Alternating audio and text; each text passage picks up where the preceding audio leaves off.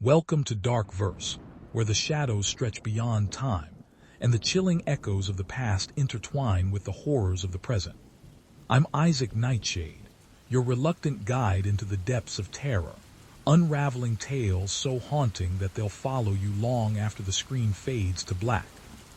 Tonight, we journey into a series of true horror stories that will test the limits of your trust. These aren't just the average breakups or miscommunications. These are relationships where obsession spirals into something far more sinister. From exes consumed by possessiveness to stalkers that refuse to vanish, tonight's tales will make you question the very nature of escape. What happens when love turns twisted, when the boundaries of obsession are pushed beyond reason, and when the monsters we once knew refuse to stay buried? So sit back in the silence, turn the lights down low, and prepare for a journey into the terrifying madness of toxic love. If these stories leave you unsettled, don't forget to subscribe and join me in the Dark Verse. Remember, the darkness doesn't wait, it hunts. Let's begin. Story 1, The Silent Follower. I thought I was just imagining things at first. Every evening when I walked home from work, I couldn't shake the feeling that I was being watched. It wasn't that I saw someone. It was the sensation of eyes on the back of my neck, that unsettling crawl across my skin like someone, was just behind me, close enough to reach out and touch. At first, I ignored it. The streets were busy enough after all. I'd pass other people on my walk home, joggers and late-night dog walkers, some people getting off the subway, others heading to the corner store. The city was alive, and the idea that I was the focus of anyone's attention felt paranoid.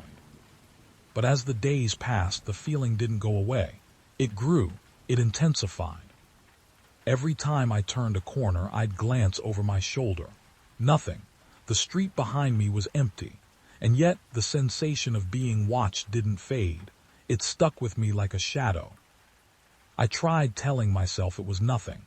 I was just tired, stressed from work. Maybe I was jumpy, or maybe it was just the natural paranoia of living in a big city. You hear things, you see things, you think you're being watched. That's what I thought anyway, until I saw him. It was a Thursday evening. The sun was dipping below the horizon, casting long shadows over the sidewalk. I was about 3 blocks from my apartment when I felt that familiar prickle on the back of my neck. I had just passed a group of people chatting at a bus stop, and I felt, once again, the unmistakable sensation that someone was trailing me. I couldn't help it. I turned my head. And there he was. A man standing a few paces behind me just under a street lamp. He was looking at his phone, pretending to scroll through something, but his eyes flicked up when I glanced his way. Our gazes locked for a moment, and he smiled. It wasn't a quick smile or a fleeting glance. No, this smile lingered. It was wide, too wide, like something someone does when they know they've been caught. I froze. My heart skipped a beat, and for a second I couldn't move. I didn't know why, but the smile made something inside of me twist, deep in my gut. The chill crept up my spine. I quickly looked away and sped up my pace, my mind racing. Just keep walking. Don't make eye contact. Stay calm. I told myself that the man was just another stranger in the city, nothing more. But as I walked, I couldn't shake the image of that smile, that strange, predatory smile flashing behind my eyelids. I thought I was being paranoid. I was wrong. Over the next few days, he started to show up everywhere I went. I couldn't avoid it. He was always there. At the bus stop in the morning, at the coffee shop where I grabbed my usual latte. Sometimes I'd see him in the street, a few blocks from my place, casually walking like he was going somewhere. I didn't know if he was following me, but I had this sinking feeling that he was. The moments when I spotted him, I couldn't breathe, couldn't shake the gnawing feeling in my stomach. What did he want from me? I couldn't stop myself from wondering. One night, a week after I first saw him, I decided to take a different route home, hoping it would break the routine. Maybe, I thought, if I changed things up, I wouldn't have to feel so exposed. but even then I saw him.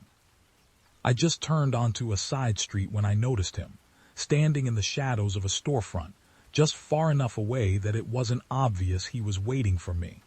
But there he was, watching. I quickly turned the corner and walked faster, my feet pounding the pavement.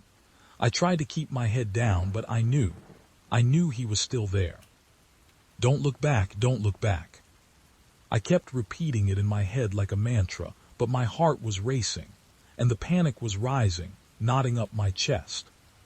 When I reached my apartment building, I breathed a small sigh of relief. He wasn't behind me anymore. I was home. But when I turned to unlock the door to my building, I stopped. The man was standing in the entryway just a few feet from me. He was smiling again, wide, too wide, and he wasn't moving. My blood ran cold. He wasn't even close enough to talk to me, but it didn't matter. I could feel the weight of his gaze pressing into me. He didn't speak. He didn't move. I froze again. Finally, I managed to force myself to speak. I think I need to go inside now, I stammered, trying to make it sound casual, like it was no big deal, like I wasn't terrified. The smile never left his face. He didn't respond, just stood there watching. I didn't wait. I unlocked the door quickly, shoved it open, and rushed inside, locking it behind me with shaky hands. I told myself that it wasn't real. It couldn't be real. He was just another weird guy, right? A city eccentric who had nothing better to do than stand by doorways and smile. I tried to ignore the feeling that gnawed at me in the pit of my stomach. But that night I couldn't sleep. The lights in my apartment felt too bright, the silence too heavy. Every time I closed my eyes, I saw him standing there, smiling. The next day, the sense of being watched was unbearable. I couldn't go anywhere without checking behind me. Every corner I turned, every time I stepped into an elevator, I felt like I was being hunted. Was he following me? I couldn't take it anymore. I told my best friend, Anna, about what was happening. She listened intently, her brow furrowing with concern. "You need to call the cops," she said, her voice shaking with worry. "This isn't just a random thing. He's stalking you." At first I resisted. It felt stupid. I kept telling myself that nothing had actually happened. He hadn't touched me. He hadn't said anything. It was just a coincidence, right? But the more I thought about it, the more I realized this wasn't normal. And then the next night, as I was coming home, I saw it. The same man, his face half hidden in the shadows of a parked car just across the street. He was watching me again, not hiding it anymore. I couldn't take it. I called the police. When they arrived, they took my statement, but they didn't seem to think it was urgent. He hadn't physically harmed me. He hadn't broken any laws. "Just keep a record of it," the officer told me. "If he approaches you again, or if he tries to touch you, then we'll do something about it." I left the station feeling sick, like my life had just been reduced to a number. I didn't know what to do. I felt invisible. No one seemed to understand how terrifying it was just to walk home, knowing someone was always watching. But that night when I got home, he was gone. The next morning I felt relief I didn't expect. The city seemed quieter, more normal. I was wrong. 3 days later, I came home to find a note slid under my door. It read, "I see you." The words were written in messy, almost frantic handwriting, as if the person had been in a hurry. But the message was clear. I was no longer imagining it. The stalking was real. I couldn't escape. He was always there, waiting for me to make a mistake, to let my guard down. And somehow he knew. He always knew. Story 2. The Eyes Behind the Window. It started small. At first, I chalked it up to the kind of thing that happens when you move into a new place. You're unfamiliar with your neighbors and everything feels just a little off. Maybe they stare, maybe they don't. Maybe they're just looking in your direction because you're a stranger in a new spot. It happens. You notice things you wouldn't otherwise.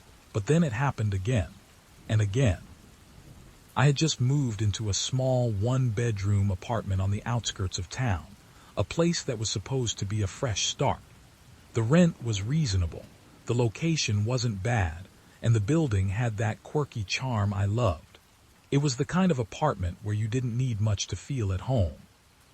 But there was something unsettling about the building. It wasn't the peeling wallpaper or the dusty corners. It wasn't even the creaking floorboards or the half-broken elevator. No, it was the windows. I didn't think much about it at first. There were 2 windows in my apartment, one in the kitchen and one in the living room. Both faced out onto the street, though the view was blocked by trees. It wasn't the view that bothered me. It was the window of the apartment directly across from mine. It was the way the light always seemed to reflect off it at night, casting an eerie glow into my living room. I'd often sit on the couch, my eyes straying to the window, catching glimpses of my reflection or the shadows of the streetlights flickering outside. But there was something else, something I couldn't quite put my finger on. Every time I glanced at the window, it felt like someone was staring back at me. The first time I noticed it, I told myself I was just being paranoid. I'd seen the reflection of someone moving past the window, but it could have been anything, just the shadows, right? But as the days went on, the feeling didn't go away. In fact, it grew. One night I was sitting on the couch, scrolling through my phone, when I caught the faintest movement out of the corner of my eye. I looked up. There it was again, a shadow in the window across from mine. I squinted, leaning closer to the window, trying to make sense of what I was seeing. At first, it was just the silhouette of a figure, standing still just beyond the glass. They weren't moving, weren't even breathing. It was as if they were waiting for something or someone. I rubbed my eyes, thinking I was imagining it, but when I looked again, the figure was still there. This time, I could make out the faint outline of a face, just barely visible in the dim light. And then, the eyes. They were wide open, staring directly at me. I froze. The hair on the back of my neck stood up. What the hell was someone in that apartment? Was I being watched? I tried to shake it off. Maybe it was a trick of the light. Maybe there was a person moving around inside, and their shadow just happened to line up with the window. But deep down I knew. I wasn't imagining it. The next few days were a blur of unease. I kept trying to convince myself that it was nothing, that I was just being overly sensitive. But every time I glanced out that window, I saw the eyes, always staring, never blinking. It felt like someone was watching me, studying me. I tried to distract myself. I kept busy at work, buried myself in my routines. But it didn't stop. Every night when I got home, I'd find those eyes always there, lurking just out of view. And then, one day, I did something I had never done before. I knocked on the door of the apartment across the hall. There was no answer. I knocked again. This time, I could hear footsteps inside. The door creaked open slowly, revealing an older man with a hunched back and deep lines etched into his face. He looked like he hadn't seen the light of day in a while, his hair tangled, his eyes bloodshot. "Can I help you?" he asked, his voice rough like he hadn't spoken in days. I tried to smile, my heart pounding in my chest. I live across the hall," I said. "I was just wondering, have you been home the last few days?" The old man narrowed his eyes, looking at me as if he hadn't quite processed the question. "Why do you ask?" His voice was thick with suspicion. "Well," I hesitated, my throat dry.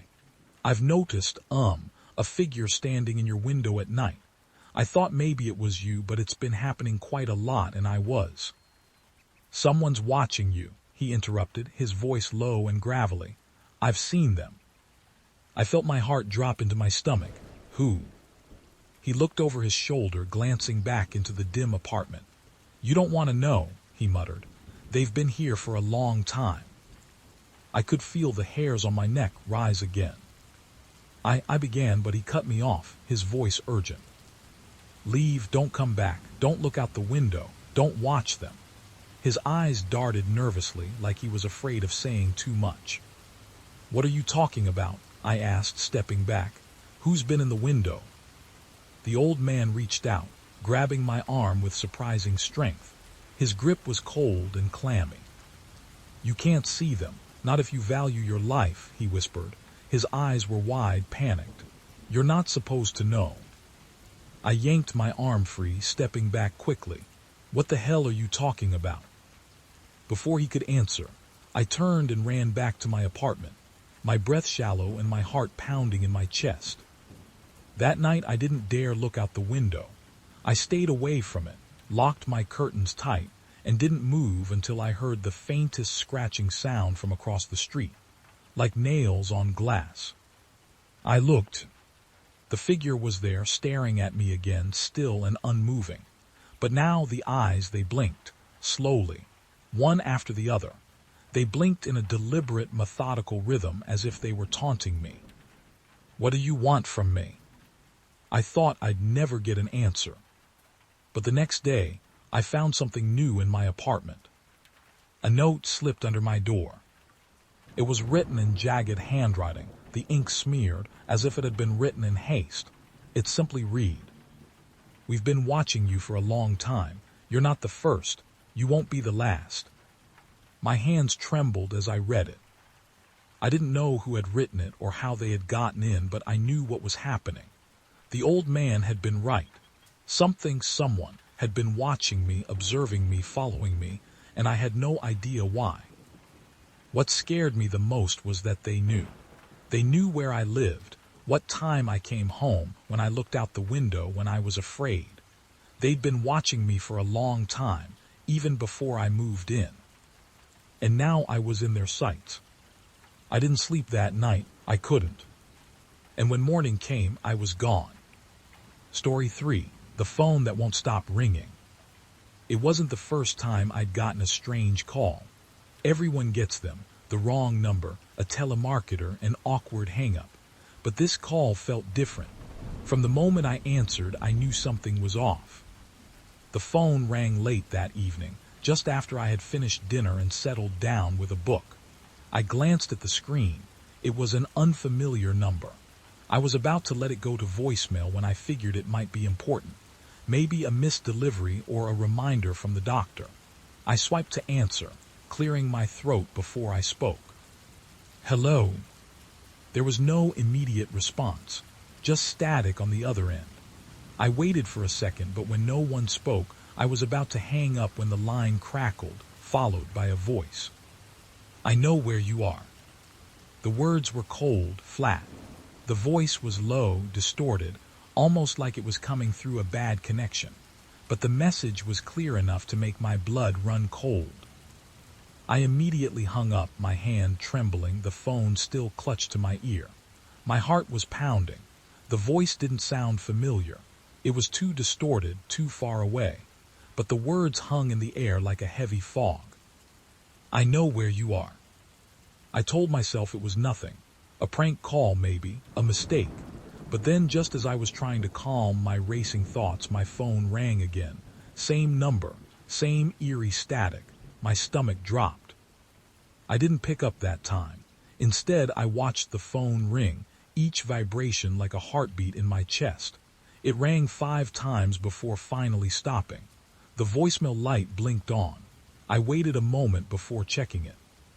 "Stop looking behind you," the voice said, barely above a whisper.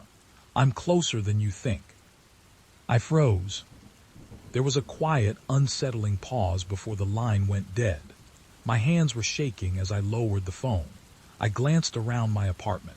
The same apartment I'd lived in for 2 years. Nothing had changed, but I couldn't shake the feeling of being watched. The walls felt thinner, the air heavier. I tried to ignore the growing unease creeping up my spine. Was it just a prank? A weird coincidence? I tried to convince myself it was, but deep down I knew something was wrong. That night I locked all the windows, checked the deadbolt on the door, and turned on every light in the apartment. I couldn't bring myself to sleep in the dark. I spent hours sitting up, listening to every creak and groan of the building, convinced that I was being watched. The phone didn't ring again that night, but I couldn't shake the feeling that I wasn't alone. I eventually fell asleep on the couch, but the unease never quite went away. The next few days passed in a haze of tension. The phone stayed silent, but I couldn't stop thinking about that voice. The strange, cryptic messages that seemed to know too much. It wasn't long before I started to feel like I was living in someone else's nightmare. I began to notice odd things. The way people looked at me when I passed by on the street. The lingering glances, the way they seemed to recognize me when I hadn't spoken a word. It wasn't everyone, but enough to make me wonder. Had someone been watching me? Was I paranoid? Then it happened again. I was on my way to the grocery store, my mind occupied with mundane things, what I needed to buy, what I was going to make for dinner. When I got to the checkout counter, my phone rang. I almost didn't pick it up, but something about the number on the screen made me hesitate. It was the same number again. My pulse quickened as I pressed the button to answer. "Hello," I said, trying to keep my voice steady. "Do you remember what I told you last time?" The voice was softer this time, almost like a whisper. "I'm closer than you think, much closer." I turned around, looking over my shoulder, half expecting to see someone standing behind me, watching. But the aisle was empty. I glanced at the cashier, who was busy scanning items, oblivious to the tension in the air. "I don't know who this is," I said, my voice shaking. "Leave me alone." The line went silent for a moment. Then the voice returned, its tone chilling. "I've been watching you. I know where you go. I know when you'll be alone." I felt my breath catch in my throat. My stomach turned to stone. "Stop calling me," I said firmly, almost pleading. But before I could hang up, the voice spoke one last time. "You'll regret that." The line clicked dead and I stood frozen, my hand still clutching the phone, my heart thundering in my chest. This wasn't a prank anymore. I was being stalked. The thought seemed so surreal, like it couldn't be happening to me. This couldn't be real, but it was. And the more I thought about it, the more I realized that the person on the other end knew things about me that weren't public, things they couldn't have possibly known unless they were watching me. I quickly hung up and tried to pull myself together, but my hands were shaking so badly I could barely pay for my groceries. The thought that someone was stalking me, someone who knew my every move, gnawed at my mind as I rushed back to my apartment. Once inside, I checked all the locks again, even though I knew it was pointless. The feeling of being watched was overwhelming, like someone was standing just outside my door, waiting for me to make a mistake. That night I didn't sleep at all. I kept checking the windows, glancing behind me as I moved from room to room, listening for any sounds that didn't belong, but nothing came. The next day I took a different route to work. I didn't want to risk walking the same path where I felt like I was being followed. But no matter where I went, I couldn't escape the feeling. Every time I turned a corner, I swore I saw someone watching me, someone lurking in the shadows. Every person who looked my way seemed to be too interested, too focused on me. I didn't know if I was imagining it, if I was becoming paranoid, but the feeling was unbearable. The calls kept coming, each one more disturbing than the last. "I'm getting closer," the voice would whisper. "You can't escape." Every call felt like a countdown, each message a reminder that someone was watching me, that they were out there waiting. Finally, after what felt like weeks of torment, I couldn't take it anymore. I went to the police.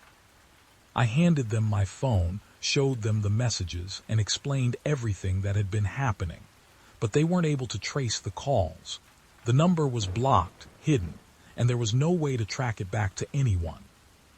"There's not much we can do unless he shows up in person," the officer said, trying to sound reassuring. "Keep a log of the calls and report if anything changes." I left the station feeling even more helpless than before. The police couldn't help. No one could. That night, after a long day of trying to get my life back on track, I finally went to bed, exhausted. But as I lay in the dark, the phone rang again. I stared at the screen, same number. The words were already etched in my mind.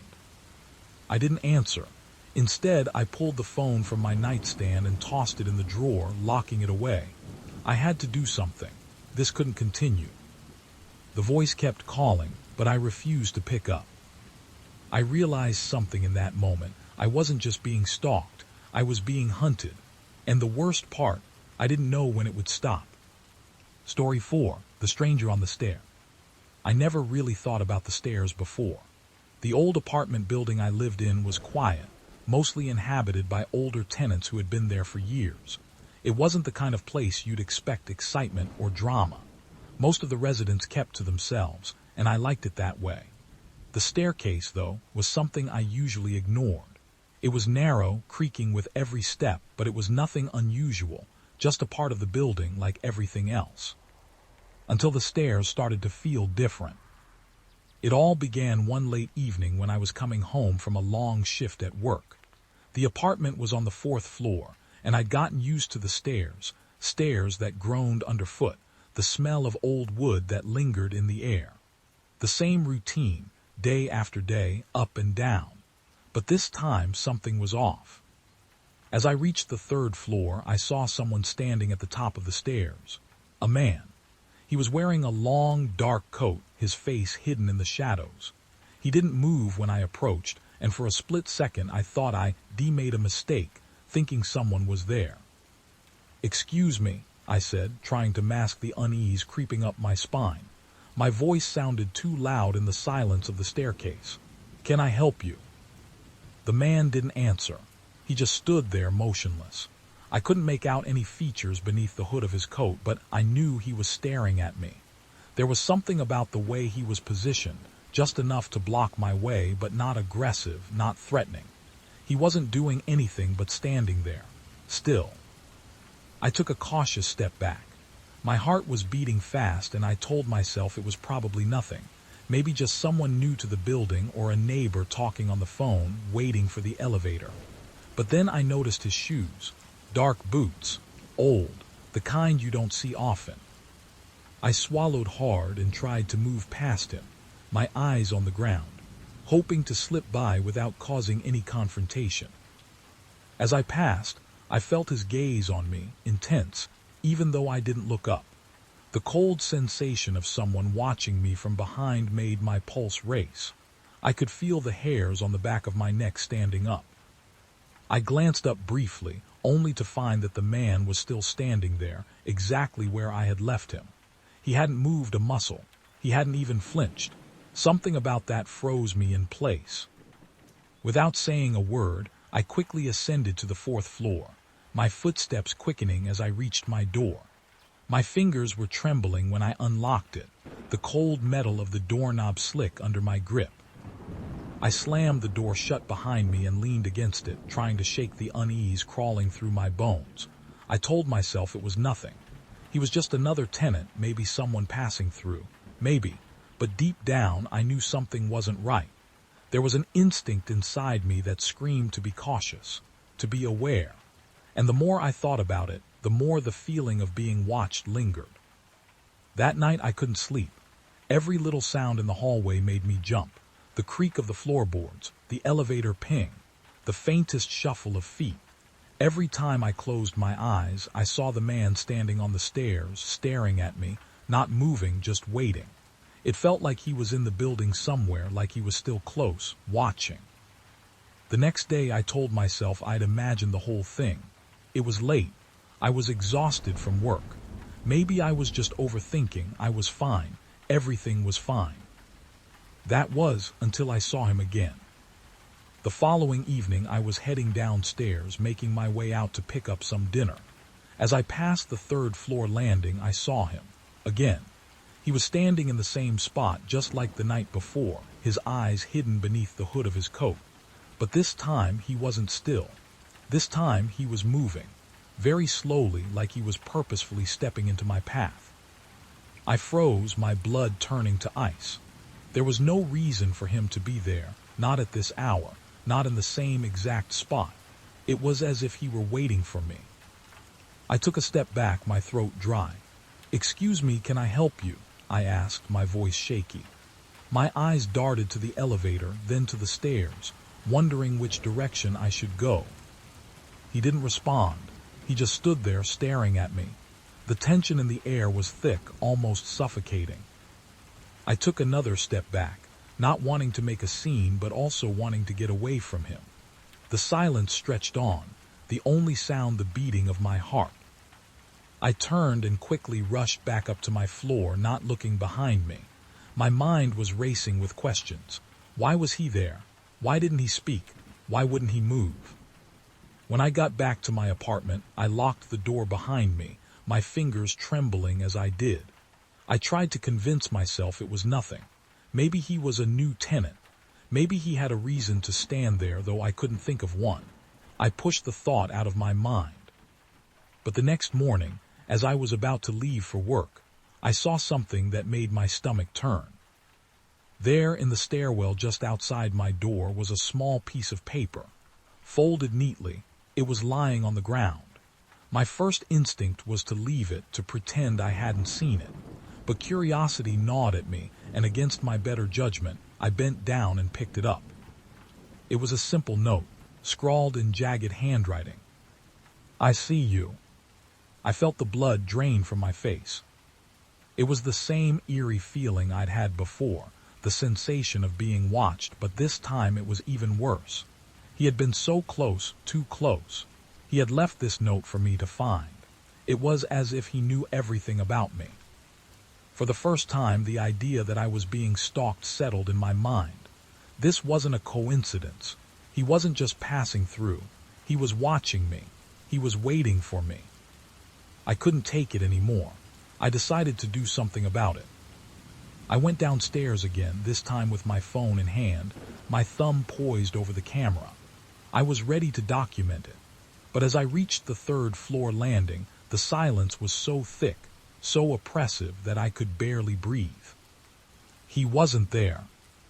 I took the stairs slowly, every nerve in my body on edge. But when I reached the ground floor, I froze. I saw him standing by the door, staring at me again.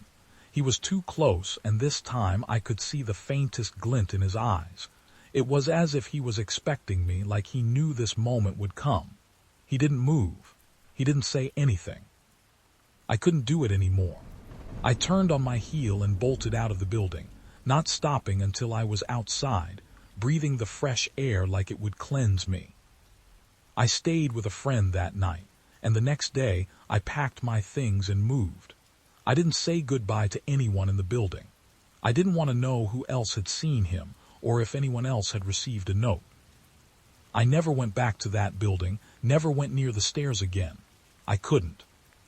I still don't know who he was or why he did what he did.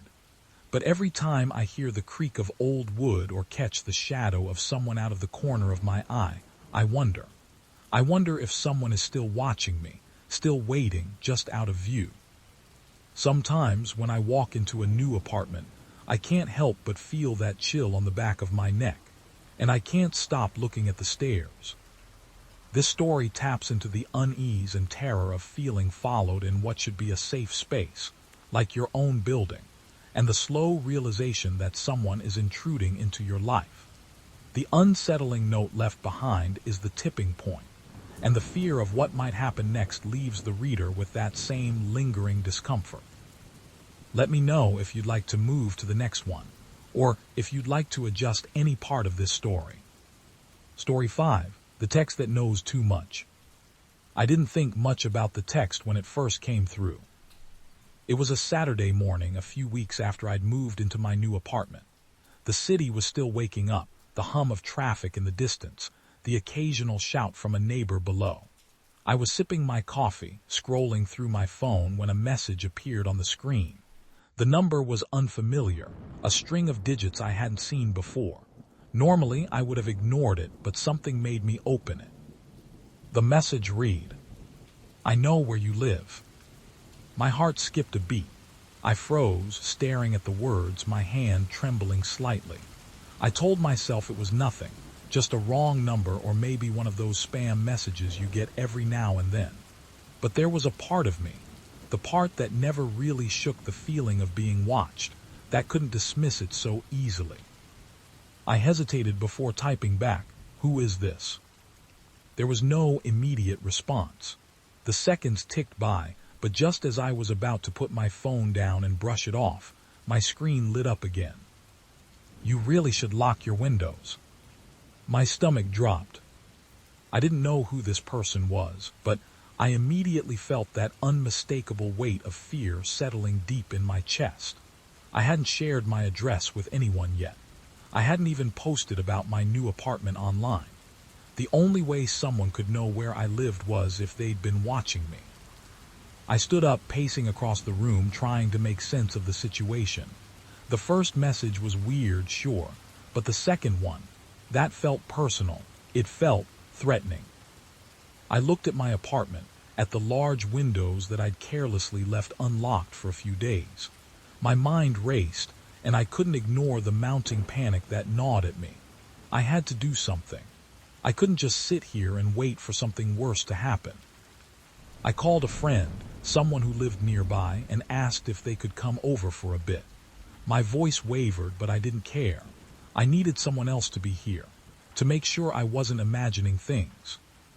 "I'll be there in 20, she said, sensing the panic in my voice.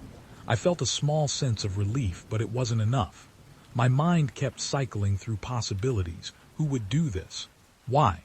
And most terrifying of all, how did they know? As I waited, the messages kept coming. "You always leave the door unlocked when you go to work." That one hit harder than the rest. I had left my door unlocked once, just the day before, when I ran out to grab coffee. But how could they know? How could they know anything about my habits unless they had been watching? I started to feel like I was losing control of my own life, my own space. My apartment was supposed to be a sanctuary, a place where I could relax and feel safe. But now, with each new message, it was becoming a prison. A place where someone could breach my privacy without a trace, without me even knowing. The doorbell rang, cutting through the haze of my spiraling thoughts. My friend was here. I rushed to let her in, and as soon as the door closed behind her, I felt my shoulders relax just a little. "What's going on?" she asked, her expression concerned. I handed her my phone, showing her the messages. She didn't say anything at first, just stared at the screen, her brow furrowing deeper with each word. "This is creepy," she said finally, her voice low. "You don't know who this is?" "No," I replied, shaking my head. "I don't even recognize the number. It's not anyone I know." She paced across the living room, then stopped by the window, peering out into the street below. What if they're not just texting? What if they're... I didn't let her finish. I rushed to the window and peered outside myself. But the street was calm, normal, just the usual mix of people going about their day. No one suspicious. No one watching. I turned back to my friend, my voice shaking. "They know where I live, and I think they've been watching me." My friend's face was grim. "We need to call the police." But I hesitated. The messages, as unsettling as they were, didn't technically break any laws. There was no actual threat, not yet. Just vague statements. No proof that anyone had been watching me, except for what I felt in my gut, what my instincts were screaming at me. "Let's just wait," I said, my voice too tight. "I don't want to overreact." She didn't argue, but I could tell she was worried. She stayed with me for a while, the two of us sitting in the living room, eyes darting to the door every time we heard a noise. But the rest of the evening passed without incident. No more messages. No knocks at the door. Just a deep, heavy silence hanging between us, as though the calm was waiting for something to break it. I didn't sleep that night. My phone stayed close to me, turned off but ready. I couldn't shake the feeling that I was being watched. Every shadow outside my window made my heart race. Every unfamiliar sound made me jump. But it wasn't until the next morning that things took a darker turn. I woke up to another message. The screen lit up, the time stamped at 7:03 a.m., just a few minutes before my alarm would have gone off. "I've been watching you all week." That was all it said. I felt a cold sweat break out across my skin. This wasn't some random number anymore. This wasn't a prank. The voice on the other side knew things, details I had kept private, and now they were sending me messages to let me know that they were in control. "I've been watching you all week," the words echoed in my mind. I could feel my heartbeat in my throat, and the walls of the apartment seemed to close in on me. I couldn't stay here anymore. I couldn't keep waiting for the next message. I needed to know who was doing this, who was watching me. The first thing I did was check my phone's location services. Maybe they were tracking me somehow. Maybe the app was sending data to someone, but nothing was out of the ordinary. The location history was clean. No sign that anyone had accessed it. So how? The messages came more frequently over the next few hours, each one more invasive. "I see you on your way to work. I saw you take the elevator this morning. It's nice that you like your coffee black, just like I do. I know where you go after work." Each message made me feel smaller, more exposed. I stopped going outside. I stopped answering calls. I even changed my number, but it didn't help. The messages kept coming.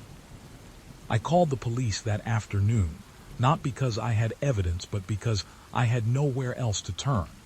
The officer I spoke to was sympathetic but realistic.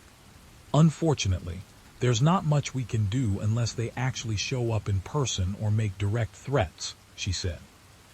I hung up feeling hopeless. But I kept the messages, every single one. Then, just when I thought I couldn't take it anymore, something unexpected happened. I received a message from a different number, a new one. "It's me, I'm sorry. I never meant for it to go this far." The message was signed with a name I recognized, a name from a past I thought was long buried. My stomach twisted. It was him, my ex, the one person I had tried to leave behind. Story 6, The Haunting Text. The first text wasn't all that unusual. It was a Saturday night, a few days after I'd moved into the new apartment. It had been a hectic week of unpacking, getting the place organized, and settling into a routine. The city outside my window had its usual hum, cars, voices, the distant clang of a train. I was finally starting to feel at home. Then around 10 p.m., my phone buzzed on the coffee table. I picked it up to see a message from an unknown number. The message was simple, a few words that I quickly read and almost brushed off. "You left the kitchen light on." I blinked. It wasn't threatening. It wasn't even that strange. Maybe it was just someone who got the wrong number, or a weird neighbor who noticed my light. I laughed it off. I had a habit of forgetting to turn off lights when I left a room, so maybe I'd left the kitchen light on. Easy enough to fix. But the next night, the same thing happened. "You forgot to lock the back door." This time, I felt a small pang of unease. I had forgotten to lock the back door when I came home from work earlier that day. I always double-checked the locks, but that day, I had been in a rush. It was the first time I'd been careless, and the thought of someone noticing made my skin crawl. Still, I tried to brush it off. Maybe it was a coincidence. Maybe someone had been watching me without me realizing. But the more I thought about it, the more the pit in my stomach grew. It could have been anyone, right? Maybe a neighbor, someone who had seen me through the window. Nothing to worry about. I had an uneasy night, but nothing else happened until the next evening. This time, when I picked up the phone, I saw the message had come through even later, just past midnight. "I hear you moving around inside." That one hit harder. My mind raced. Who would know what I was doing inside my apartment at this hour? I wasn't doing anything out of the ordinary, just watching TV, minding my own business. But the fact that someone knew about it without me saying a word made me feel naked, exposed. I texted back, my fingers shaking slightly as I typed. "Who is this?" But there was no reply. I stared at the screen for what felt like forever. The silence in my apartment felt suffocating. I didn't know what to do. I considered calling the police, but what would I tell them? A stranger had texted me about random things. It wasn't even a direct threat. But the more I thought about it, the worse it felt. This wasn't just random. It couldn't be. The next morning, the same number texted again. You shouldn't leave the curtains open at night. I froze, staring at the message. I had left my curtains open the night before, letting the city's glow spill into my apartment. But how could they know that? No one had been in my apartment. I hadn't seen anyone outside the window. Suddenly, everything seemed wrong. I closed the curtains and sat there for a long time, thinking. The calm I had felt in my new apartment was gone, replaced by a sickening feeling in the pit of my stomach. Someone had been watching me. Someone had been in my space without my knowledge. I couldn't shake the thought. My phone buzzed again. Another message. It was the same number. You're not as careful as you think. That was it. That was the point where everything cracked open. It wasn't just about the lights or the doors or the curtains. It was about control. Whoever this was, they were getting into my head. They were watching me, and they knew things about my life that shouldn't be possible. I called my best friend, Sarah. I had to talk to someone. She listened carefully, and I could hear the concern in her voice. You need to report this to the police, she said. This is stalking. It's not normal. But even as I agreed with her, I felt powerless. There was no proof, just texts, nothing concrete. I couldn't even trace the number. There were no threats. It was as if this person knew exactly how to torment me, how to make me feel watched without ever crossing the line into anything criminal. I'll stay over tonight, Sarah offered. You shouldn't be alone. I agreed. I needed her there. The thought of being alone in the apartment, knowing someone could be watching, was unbearable. That night we locked all the windows, turned off the lights, and pulled the curtains shut tight. I stayed on edge the entire time, jumping at every noise, my eyes flicking toward the door every time the wind blew through the trees outside. The night passed without incident, and I managed to fall asleep, but it wasn't peaceful. I woke up to the phone buzzing in the middle of the night. The glow of the screen cut through the dark room. I reached over and grabbed it, heart pounding in my chest.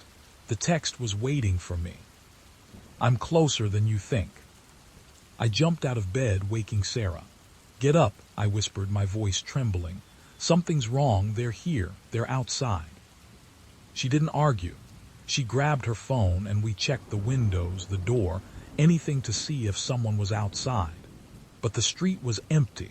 The apartment complex was quiet, nothing out of the ordinary. I even checked the peephole of the door to see if anyone was standing there. Nothing. I stared at the phone, feeling that awful dread begin to swell again. I couldn't tell if I was being paranoid, if it was just the fear talking, or if there was really someone out there.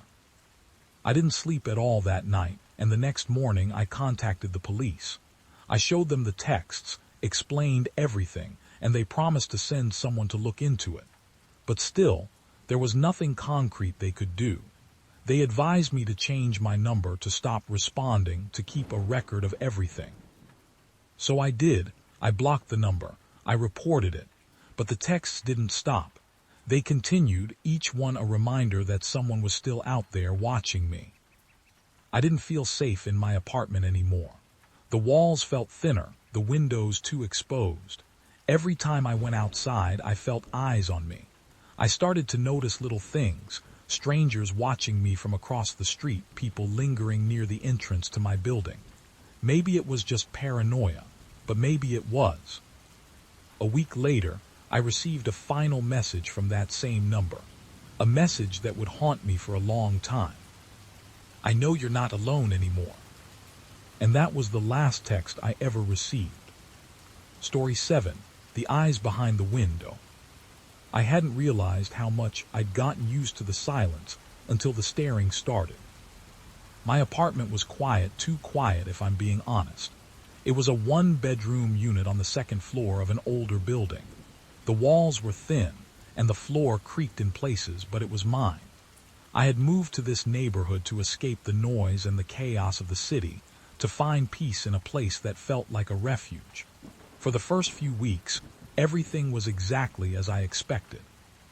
My neighbors were mostly quiet, the street outside was calm, and I had a nice view of the park across the street, the kind of peaceful, suburban calm I'd been craving. But then I noticed the windows. It started innocently enough. One morning I was sitting in my living room enjoying my coffee when I noticed someone standing at the window of the apartment across the street. A woman. She wasn't doing anything unusual, just standing there staring out, her hands pressed lightly against the glass. But there was something off about it. The way she didn't move, the way she just stared blankly at the street. It wasn't like someone casually looking out the window. It was too deliberate, too still. I tried to brush it off. Maybe she was just deep in thought. It was a bit strange, but not necessarily threatening. I tried to ignore it, but the image of her standing there lingered in my mind. The next day I saw her again. This time she was standing in the same spot at the same window, still, watching. I felt the first twinge of unease. It wasn't normal to just stare at a window all day, right? Maybe she was waiting for someone, but there was no movement, no one else in the room. I started to wonder if she'd been there before, and I just hadn't noticed. But something told me that wasn't the case. It wasn't the normal, casual observation that you'd expect from someone simply passing by. I decided to do what any reasonable person would do in that situation. I turned my attention elsewhere. I didn't want to dwell on it. But the next few days, the same thing happened. She was there at the window, standing motionless, staring. And I started to notice that it wasn't just once a day. It was at different times. It was as though she was always there, always watching, no matter when I looked.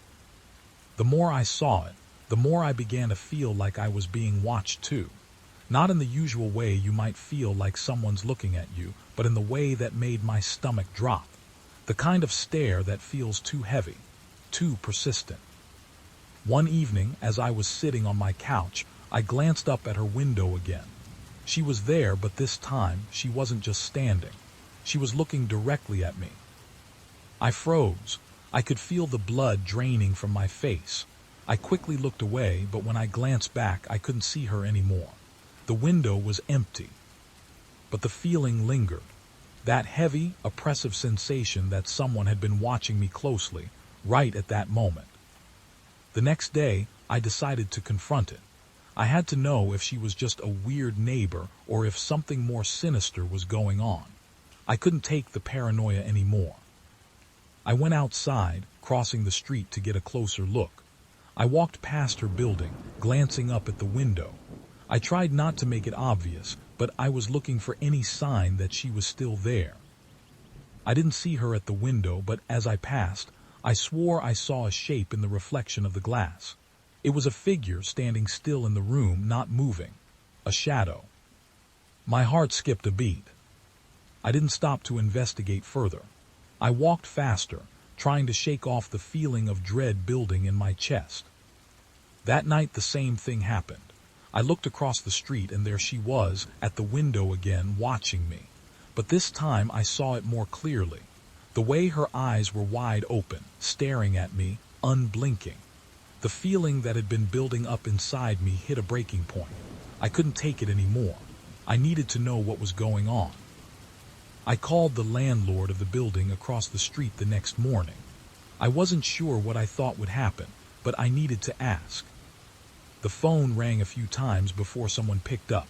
"Hello, this is Sam. How can I help you?" "Hi, I live across the street in the building across from yours," I said, my voice trembling slightly. "There's this woman who's been standing at the window all the time. She just stands there, staring out. I don't know if it's normal, but it's starting to creep me out." There was a long pause on the other end of the line. Then Sam said, "I'm sorry, but I'm not sure who you're talking about. No one should be standing there like that. We don't have anyone in that unit at the moment." "What do you mean?" "There's a woman and she's always at the window. She's been doing it for days."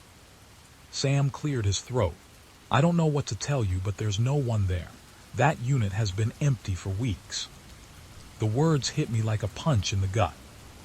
I didn't know what to say. My mind was racing. If that unit was empty, then who was standing at the window?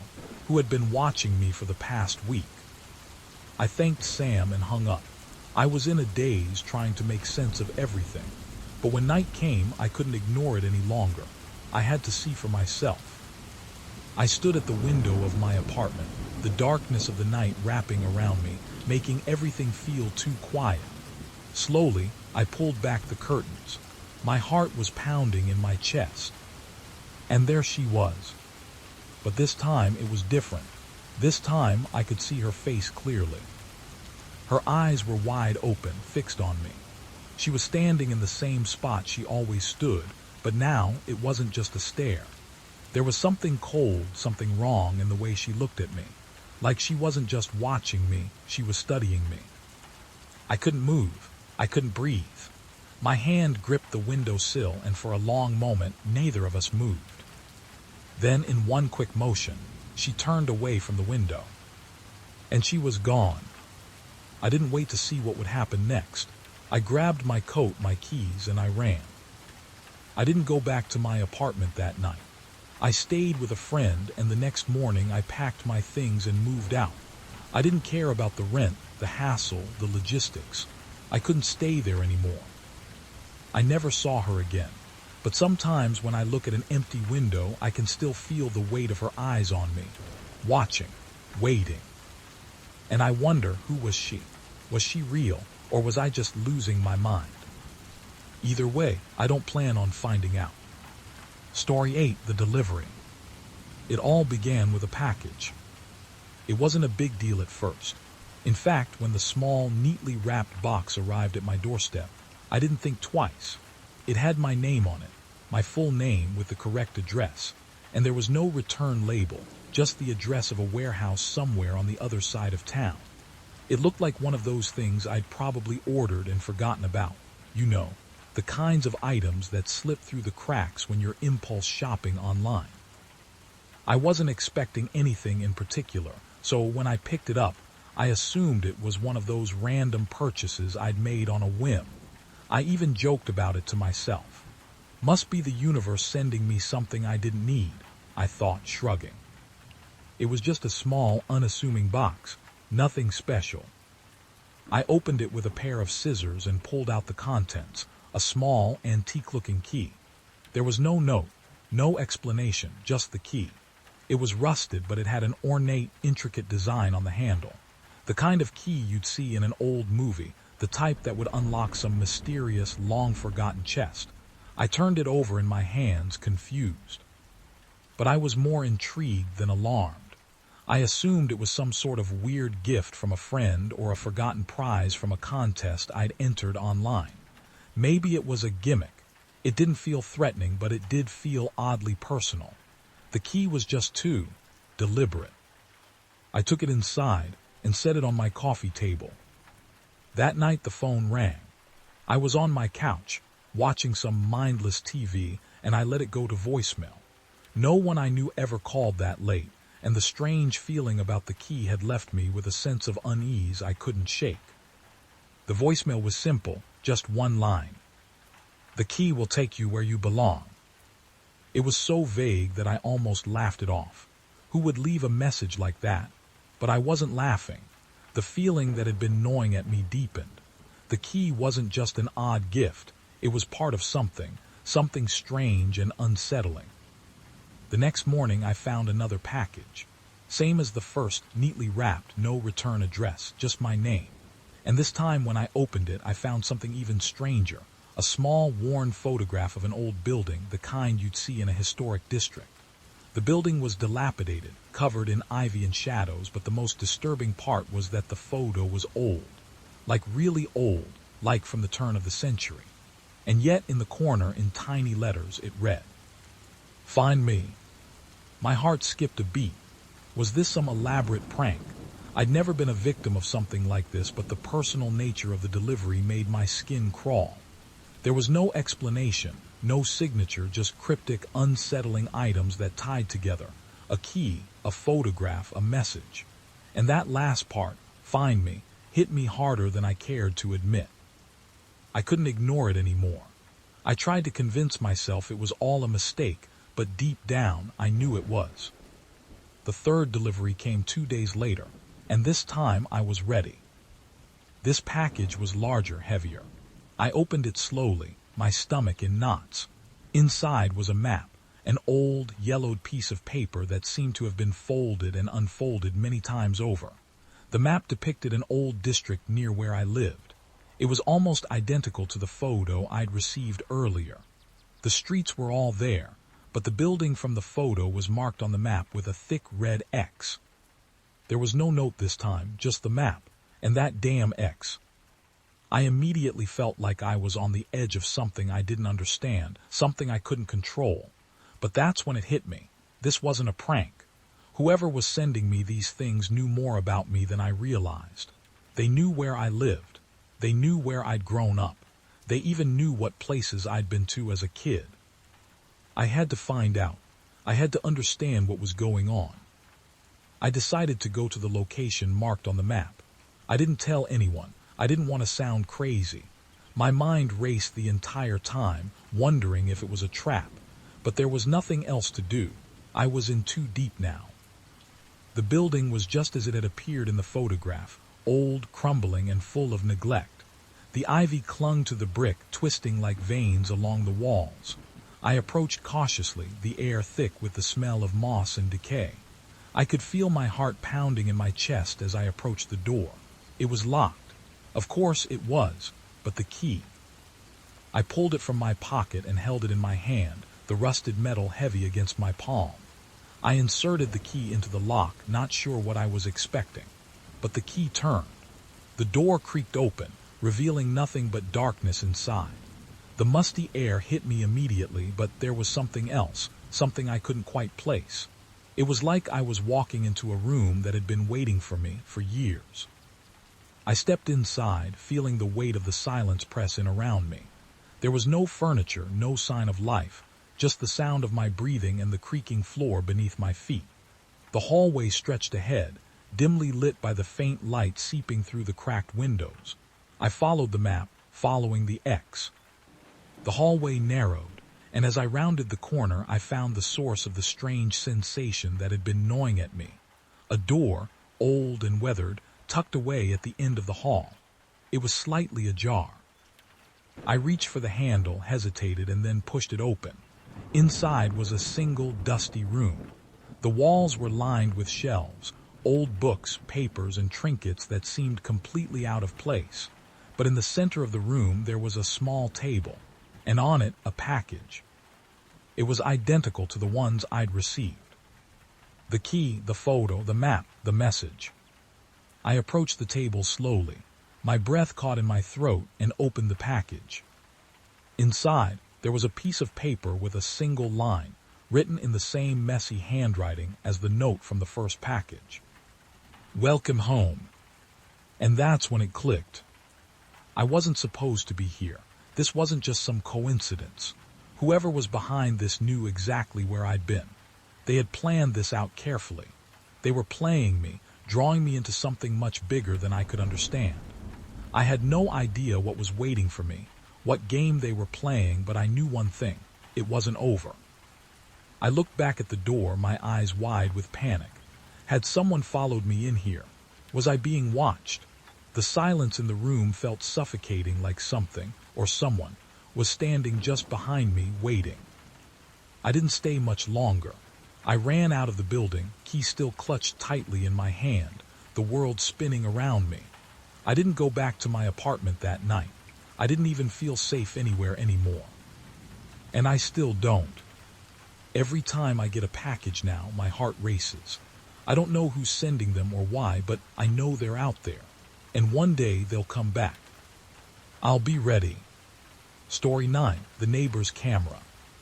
It started with a strange noise. I had only been living in the apartment for a couple of weeks. It was a small studio on the 3rd floor, nestled in a quiet neighborhood.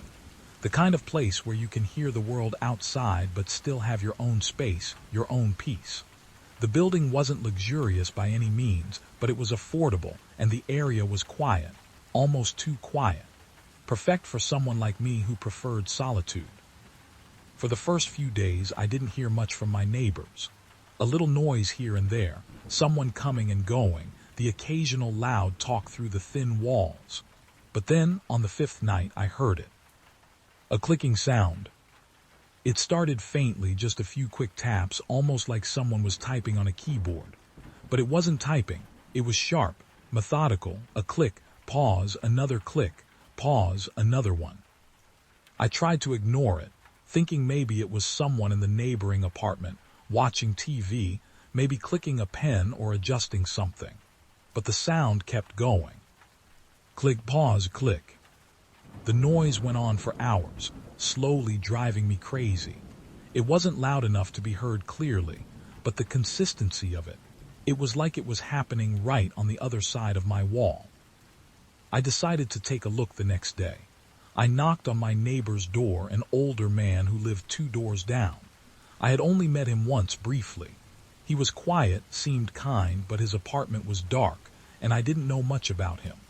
I figured I could ask him if he was the source of the noise. No answer. I knocked again, still nothing.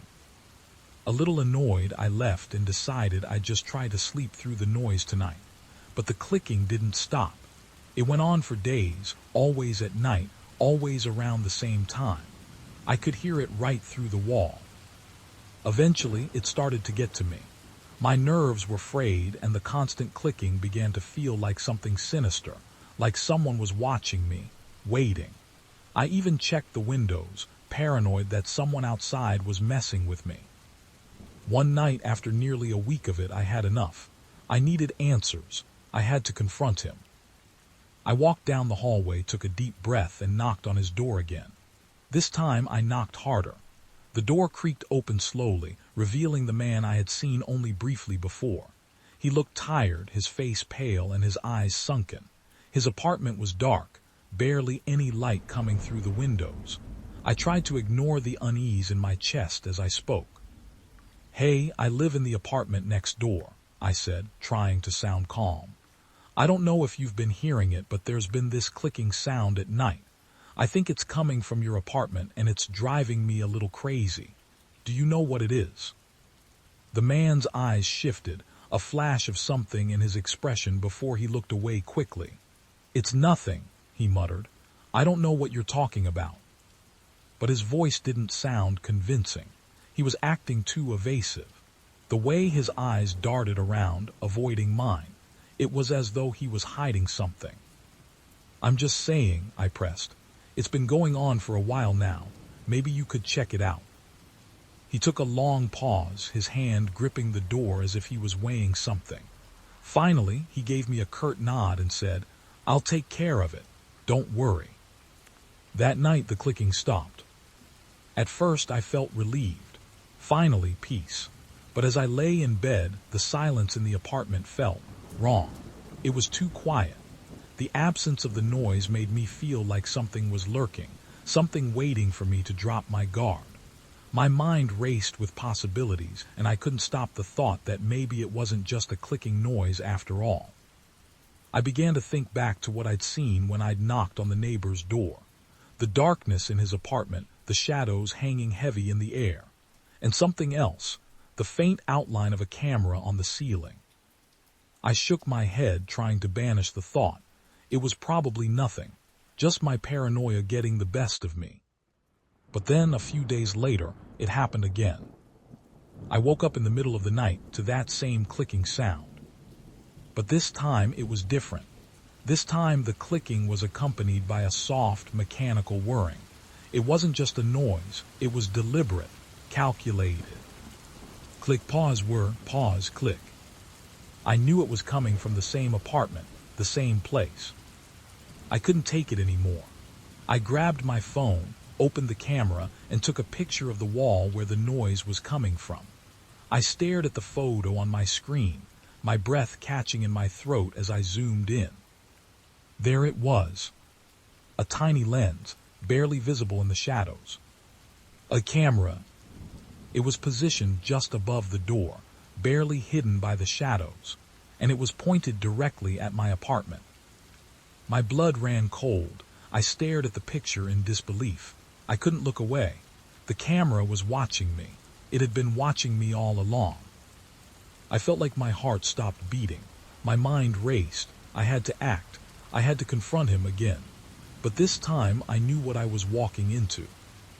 I waited until morning and went straight to the man's apartment, knocking harder this time. When he opened the door, I could see it in his eyes. He knew I'd figured it out. "What's going on?" I demanded. "Why the camera? Why are you spying on me?" He didn't answer at first. He just stood there silent, his face pale. But then he stepped aside, letting me into his dark apartment. I walked in, my eyes scanning every corner. The apartment was sparsely furnished, but there, on a table in the corner, was a laptop. And on the screen, I saw footage of my apartment. My apartment. The clicking noise. It wasn't just a random sound. He had been watching me through that camera, recording everything. Every movement I made. Every time I looked over at the wall, the camera had been there, silently observing. "I'm sorry," he said, his voice barely above a whisper. "I didn't mean for it to go this far." I felt sick. I felt violated. I wanted to scream, to lash out, but instead I just stood there, paralyzed by the realization. He had been watching me all along. He had been spying on me for days, maybe even longer. "You've been watching me," I whispered, my voice shaking. "Why?" His eyes flicked nervously to the floor. "I just wanted to know you," he said. "I thought if I knew everything about you, maybe we could be friends." I took a step back, my mind reeling. He had crossed a line I could never have imagined. I didn't stick around to hear more. I turned and ran out of the apartment, my heart pounding in my chest. I don't know what happened to him after that. I don't know if he was confronted, if he was ever reported, or if he was even held accountable. But I moved out the very next day, leaving everything behind. And I never felt safe in that building again. Story 10. The Shadow in the Hallway. I always felt safe in my apartment. It was nothing special, just a small one-bedroom unit in a building that looked like it had seen better days. The rent was cheap, and the location was convenient, so I'd moved in without a second thought. I didn't expect much from the neighborhood, but it was quiet, maybe a little too quiet. That in itself should have been a red flag, but I didn't think much of it. I had my own routine, and I liked the peace that came with it. But then the shadows started. It began one night when I was heading to bed. It was just past midnight, and I had been working late, scrolling through emails on my phone. I reached the hallway, turned off the light, and was about to close the door when I saw it. A shadow. At first, I thought it was just the way the light caught the edge of the door frame, or maybe the shadows from the streetlights outside. But as my eyes adjusted, I saw it again. A shape, standing in the hallway. I froze. My heart skipped a beat, and a cold shiver ran down my spine. It was a person. A silhouette, tall and dark, standing in the middle of the hall. It wasn't moving, just there, perfectly still. I blinked. The shadow was gone. I quickly closed my door and leaned against it, heart hammering in my chest. I thought I'd imagined it. It was late. I was exhausted. Maybe I was seeing things. But the next night, it happened again. I was coming home from a late dinner with friends when I saw it. This time, it was even clearer. A tall, thin figure standing in the hallway just past the bend. It was still, like a statue. I couldn't make out any details, just a dark shape, but there was something about the stillness of it that sent a rush of cold through my veins. I stood there for what felt like forever, unsure if I should move, if I should call out. But before I could decide, the shadow moved. It shifted slowly and faded into the corner of the hallway. I couldn't see where it went, but it felt wrong. I rushed to my apartment door, fumbling with the keys as my mind raced. That night I barely slept, jumping at every sound I heard outside my door. The shadows in the hallway seemed to haunt me, even in my dreams. Every time I closed my eyes, I saw that figure, standing motionless, just waiting for me. The next few days passed in a blur, but the feeling of being watched never quite left. I kept telling myself it was nothing. My mind was playing tricks on me. But every time I passed through the hallway, I couldn't shake the feeling that I wasn't alone. Then came the night when I couldn't ignore it any longer.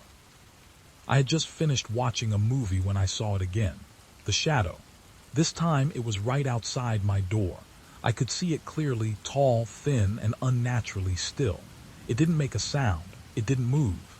It was just standing there, blocking the way. My breath caught in my throat.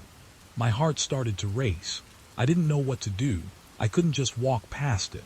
I couldn't get past it to my phone to call for help. I stood in the doorway, staring at the dark figure.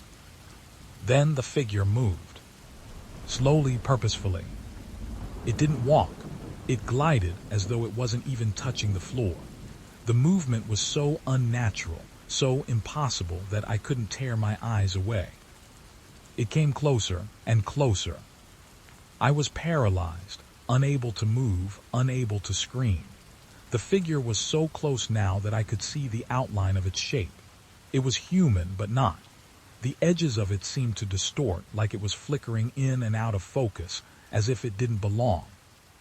The air in the hallway grew colder, and I could feel a presence pressing in on me, something heavy, suffocating. I tried to breathe, but the air felt thick, like something was smothering me. I finally snapped out of my daze. My instincts kicked in and I slammed the door shut. I locked it and backed away, my heart pounding in my chest. I couldn't explain it. It wasn't like a normal shadow. It wasn't something that belonged to the building, something that had a logical explanation. It was wrong. It shouldn't have been there. It shouldn't have been able to move like that. The next few days were a blur. I tried to go about my life, but the feeling of being watched never left. Every time I passed through the hallway, every time I heard a noise, I froze. I couldn't shake the image of that shadow, moving closer, gliding toward me like it was waiting for something. I called the landlord, hoping he could explain what was going on. I didn't tell him about the shadow, just that I thought something was wrong with the building. Maybe a plumbing issue, maybe a strange draft. But he didn't have an explanation. He said the building was old and sometimes things creaked or moved in strange ways. He didn't seem concerned at all, brushing me off like it was nothing. But it wasn't nothing. I could feel it. It was getting worse.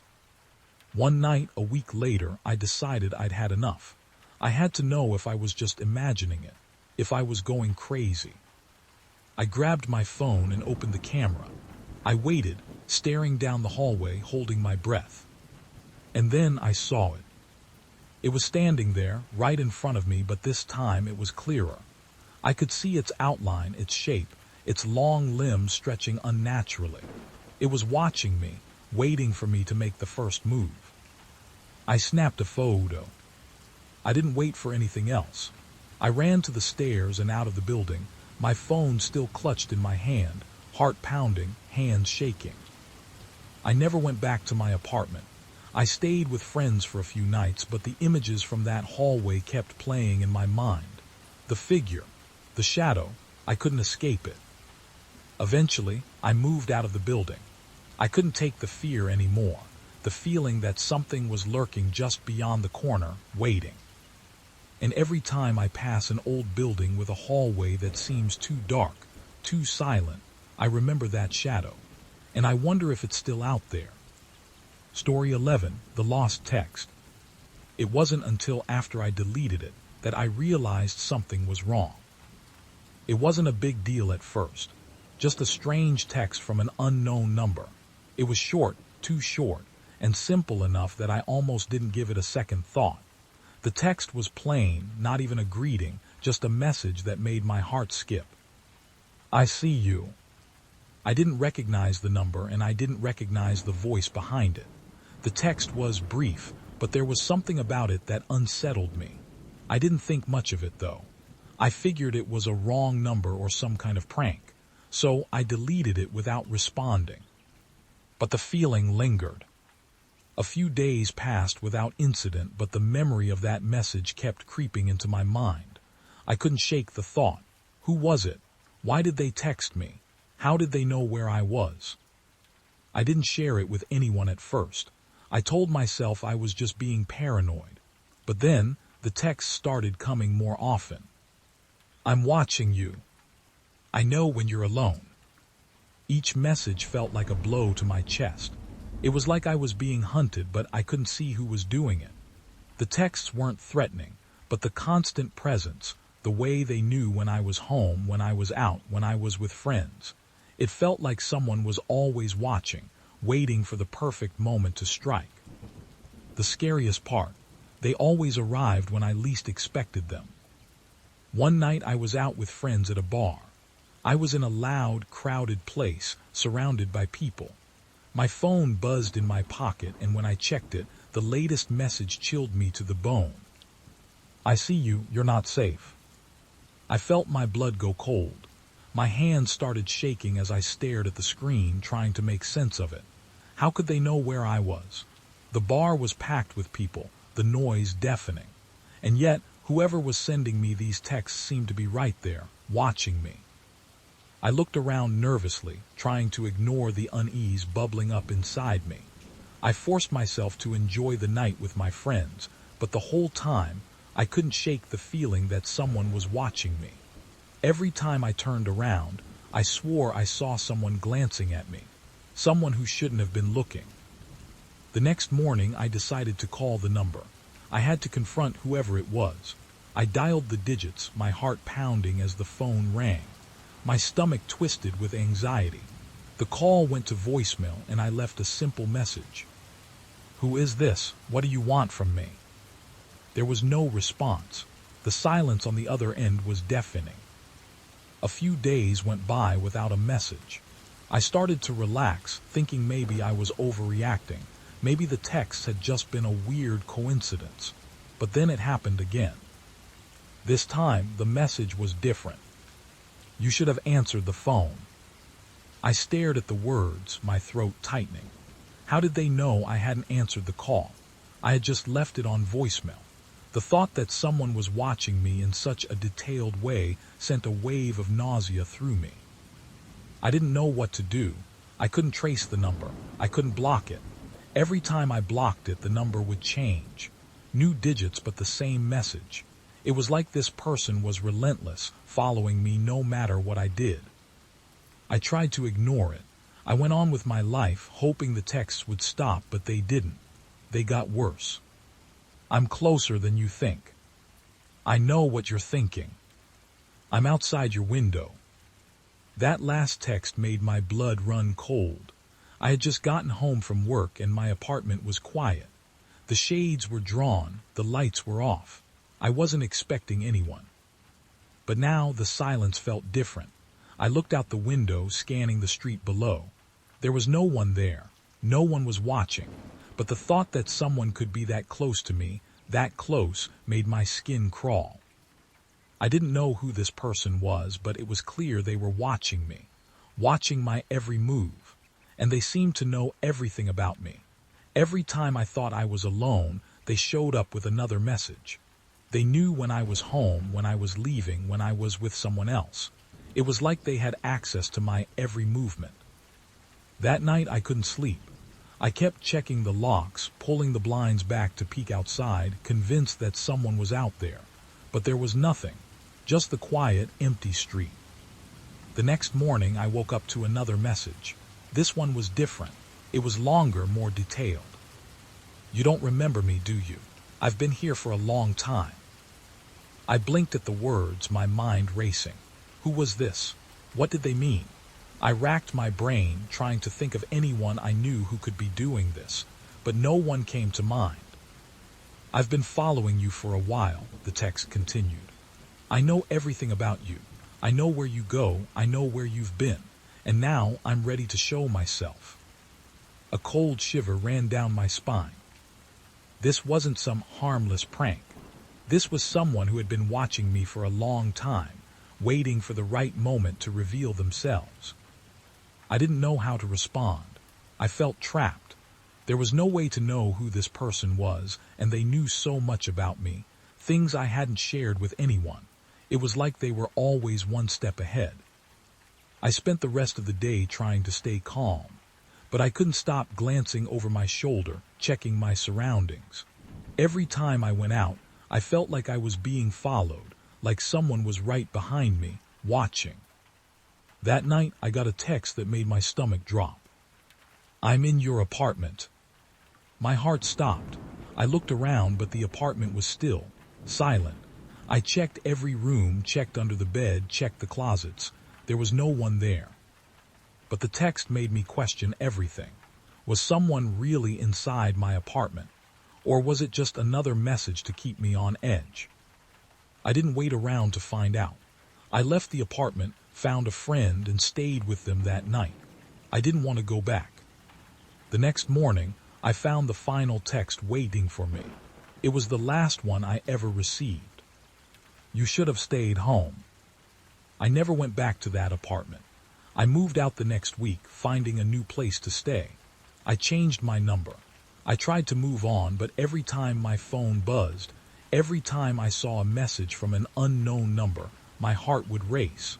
I couldn't shake the feeling that the person who had been texting me was still out there, still watching. And even now, months later, when I walk through an empty street at night, I sometimes wonder if I'm being followed.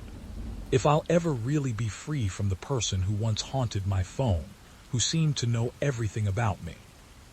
I still don't know who they were, but I'll never forget what it felt like to be watched, to be haunted by a stranger who knew too much. Story 12. The Man in the Mirror. I didn't believe in supernatural things. I never did. Ghosts, demons, hauntings, they were just stories, right? Something to spook you in movies or on Halloween night, but never anything real. At least that's what I thought. But that was before the mirror. It started small, almost like nothing at all. I had recently moved into a new apartment, one of those old buildings with creaky floors and narrow hallways. The kind of place that had character. My apartment was on the top floor and I had a nice view of the city. The rent was decent and everything seemed fine at first. I didn't think twice about the mirror in the living room. It was a big, antique-style thing, probably a century old. It had a gold frame that looked out of place in a modern apartment, but there it was, hanging on the wall across from the sofa. I didn't love it, but I didn't hate it either. It was just there. At first, I didn't pay much attention to it. I'd glance at my reflection occasionally when I passed by, maybe adjust my hair or my shirt, but that was about it. Then one night it caught my eye. It was late and I was getting ready for bed. I had just finished brushing my teeth when I walked into the living room to grab my phone off the table. The light from the hallway was dim, casting shadows across the room. As I walked past the mirror, I caught a glimpse of someone. A man standing behind me. I froze. My heart dropped to my stomach. I whipped around, but there was no one there. The room was empty. It had to be a trick of the light. My mind was playing games with me. I laughed it off. I was tired, that's all it was. Just my reflection distorted by the dim light. But the next night, it happened again. I was sitting on the couch, scrolling through my phone when I felt that same uneasy sensation. I looked up at the mirror. For a split second, I saw him again. A figure standing just behind me, his face blurred but his body solid. He was taller than me, his shoulders broad, and there was something about the way he stood, so still, so quiet, that sent a chill down my spine. I turned around immediately, but the room was still empty. No one. I didn't want to believe it. I couldn't. There had to be an explanation. Maybe it was just the lighting, maybe my mind was playing tricks on me. But the more I tried to ignore it, the more it happened. Every time I looked at that mirror, I would see him there. Sometimes just standing. Other times he would seem to move as though he was getting closer to me. But every time I turned around, the room was empty. It was driving me crazy. I tried to convince myself I was just seeing things. But then came the night when I couldn't deny it anymore. I had been pacing around the apartment, trying to get my mind off everything, when I found myself in front of the mirror again. I glanced at my reflection, but this time, something was different. The man wasn't standing in the background. He was right behind me. His face was clearer now, though still distorted like a blurry image. His eyes were wide, dark, empty, almost like they were staring into me through me. And that smile. It wasn't a smile, it was something darker, something wrong. I screamed. I turned around so fast that I stumbled, nearly falling over, but there was nothing. No one, just the empty room. I didn't sleep that night. I stayed awake, staring at the walls, at the ceiling, at the mirror. My mind was racing. Who was this man? Why was he in the mirror? Why was he watching me? The next day, I decided to get rid of the mirror. I wasn't sure why I thought that would work, but I needed it out of my sight. I had it removed and tucked away in the back of a closet, but even then, I couldn't escape it. That night, I woke up to a noise soft, like a whisper. My heart started pounding as I tried to listen, straining to hear where it was coming from. I turned on the light. Nothing. But then I saw it again. In the corner of my vision, standing at the edge of the closet door, his figure was faint but unmistakable.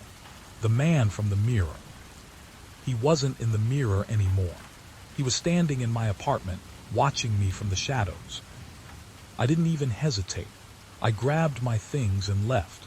I didn't care that it was the middle of the night. I just ran. I stayed with a friend for a few days, trying to wrap my mind around everything that had happened. The whole time I kept wondering, who was this man? Where did he come from? Was he connected to the mirror somehow? But I never went back to the apartment. I found a new place far away from that building, and I never saw that mirror again. The man never showed up again. I thought it was over. But every now and then, when I pass a reflective surface, when I look at my own reflection, my heart skips a beat. Sometimes, I catch a glimpse of something out of the corner of my eye. And I wonder if he's still watching, still waiting for me to look back. Story 13, The Roommate's Secret. I always thought having a roommate would be great. I was new to the city, fresh out of college, and looking for a way to cut down on rent while still having a place of my own. My friend Kate was in the same boat. Both of us were just starting new chapters in our lives, trying to get our footing in a city that felt overwhelming at times. So when she suggested we split an apartment, it seemed like a perfect plan. We were good friends, and I thought it would be easy. I was wrong. At first, everything was perfect. The apartment was cozy but spacious enough for both of us. We split the chores, cooked dinner together a few nights a week, and even enjoyed a few late-night movie marathons. It felt normal. It felt comfortable. But soon, I started noticing strange things. Small things at first, like the way Kate would disappear for hours at a time without saying where she was going. She'd leave early in the morning, and I wouldn't see her until late at night, usually after I'd already gone to bed. She'd leave notes on the kitchen counter, explaining she was going out of town for work or taking a last-minute trip, but there were always inconsistencies. Sometimes, she'd mention things that didn't make sense, like meeting up with clients who weren't listed on the calendar or attending events I'd never heard of. It didn't seem like a big deal. She had her life and I had mine. But the more time passed, the more I began to notice other oddities. One evening, I came home earlier than usual. The door to the apartment was locked, but the key was in the usual spot under the mat. I unlocked the door, stepped inside, and froze. The apartment was completely silent, but it wasn't just quiet, it was strange. There was something off about the atmosphere. The air felt thick, like something was hanging in the room. I walked into the living room, expecting to see Kate or at least hear her moving around, but the place was empty. The lights were dim, as if they had been turned off earlier than usual. The TV was off, but the remote was sitting on the couch as though it had been recently used. I made my way into the kitchen, and that's when I saw something that stopped me cold. On the kitchen table was an open notebook. It was Kate's, the one she used to jot down notes and plans, but it was covered in scribbles. Notes I'd never seen before. There were random words, phone numbers, and phrases that seemed completely disconnected. I flipped through the pages, trying to make sense of it all, but it was too much. Some of the phrases were crossed out, others were circled. One page was dedicated entirely to a list of names, names I didn't recognize. I felt uneasy, but I wasn't sure why. I closed the notebook quickly, trying to calm my nerves. Maybe it was just a list of clients or work stuff she didn't want to tell me about. Still, something didn't sit right. The next day, Kate wasn't home when I got back. I decided to go through her things, just to understand more about what was going on. I wasn't trying to be nosy, but the mystery of her secretive behavior had started to gnaw at me. I opened the door to her bedroom, and I stopped dead in my tracks. Her room was different. It wasn't that it was messy, it was meticulously organized. Everything was neat, almost unnaturally so. The bed was made with perfect, crisp corners, and there wasn't a single thing out of place. But the closet, there was something in her closet that made my blood run cold. Tucked away behind the clothes, I found a small, locked box. It wasn't big, just a small wooden box with a simple keyhole. My curiosity got the better of me, and I managed to find a spare key for it hidden inside one of her drawers. I opened the box slowly, heart pounding. Inside, I found a stack of photographs. They were all of me. They weren't candid shots from our time together. These were different. They were pictures of me when I didn't even know anyone was around. I found one from a few weeks ago, taken when I had been walking home from work. Another one was taken through my bedroom window while I was sitting on the couch, completely unaware. There were dozens of photos, each one more unsettling than the last. I felt like the walls were closing in on me. I quickly slammed the box shut and backed away, my mind spinning. What the hell was going on? Why would Kate have these pictures of me? Why would she be spying on me? I needed answers, but I was too afraid to confront her. I didn't want to know what was going on, but I knew I couldn't keep ignoring it. That night, Kate came home later than usual. She walked through the door, humming a tune, completely unaware that I had just gone through her things. When I looked at her, I didn't recognize the person standing in front of me. There was something about her, something off.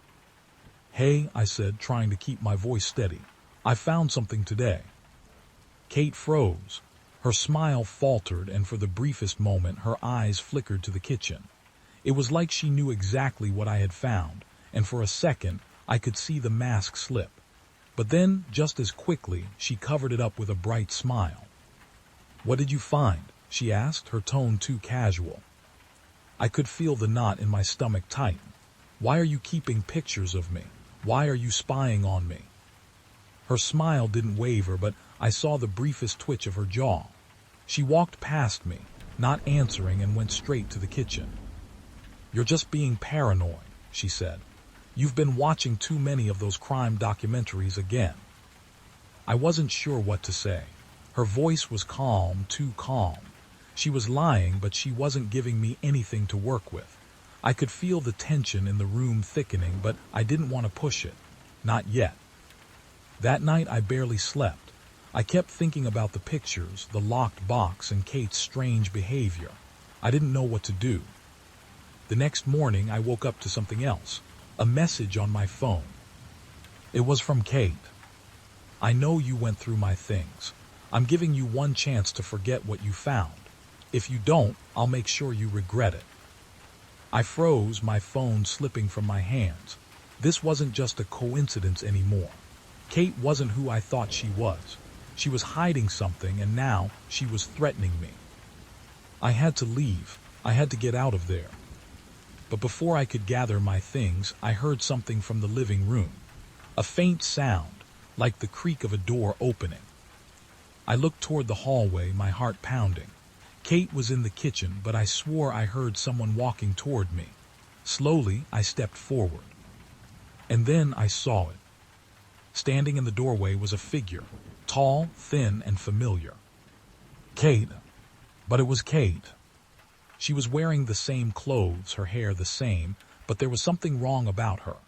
Her eyes were wide, too wide, and her lips stretched into a grin that wasn't hers. The real Kate was standing in the kitchen, and this thing, whoever or whatever it was standing in front of me, smiling at me like it knew something I didn't. The figure spoke, and its voice was hollow, a whisper that sent chills down my spine. "Don't leave, you'll never escape." I ran. Story 14. The Stranger's Voice. I didn't realize how much of my life revolved around my phone until it started to feel like it was controlling me. I'm one of those people who always has their phone within arm's reach. It's a bad habit, I know, but between work, social media, and the constant stream of texts and calls from friends, I felt like it was my lifeline, my connection to the outside world. But everything changed the day I got the first voicemail. I remember exactly where I was when I heard it. It was late afternoon, and I was on my way home from work. My phone had buzzed in my pocket, and I saw that I had missed a call. I didn't recognize the number, but that wasn't unusual. I quickly opened the voicemail, expecting it to be one of those generic marketing messages. But it was. The voice on the other end was low, a little gravelly, but clear enough. It sounded oddly familiar, like someone I should have known but couldn't quite place. "I know where you are." I stood still in the middle of the sidewalk, the world around me fading out as I replayed the message. I thought it was a joke at first. Maybe a wrong number, maybe someone pranking me. But then the voice came again. "I'm closer than you think." My heart skipped a beat. I didn't recognize the number. I didn't know anyone who would send me a message like this. My fingers trembled as I replayed the voicemail, but there was no mistaking the words. I quickly deleted the message, hoping it would disappear. I wasn't sure what to make of it. I figured it was just some prank caller. But then, the next day, it happened again. "I can hear you breathing." This time I didn't wait. I immediately called the number back, hoping to find some clue, hoping to hear something that would make it all make sense. But the line went dead. There was no answer, just a faint hum on the other end before the call dropped. I tried again, but it went straight to voicemail. I started feeling paranoid. My phone never left my side now. Every time it buzzed, my heart raced. Was it the voice again? Was it someone else? It felt like I was losing control. The texts came, too, strange, cryptic messages with no signature, no name. "I'm watching your every move. I see the way you look at the street when you walk home. Don't you know I've been here all along?"